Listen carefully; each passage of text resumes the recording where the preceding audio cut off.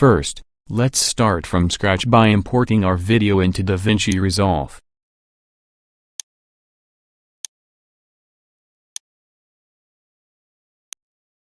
Drag the video to the timeline, and then go to the Color tab.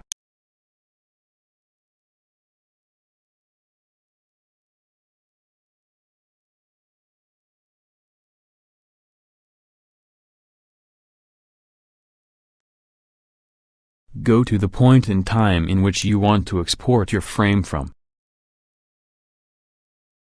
Right-click your video, then select Grab Still.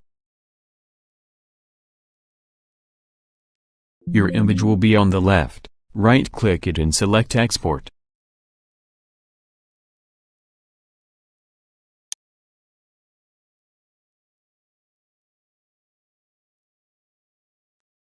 Set where to save it, then select an image format to export to.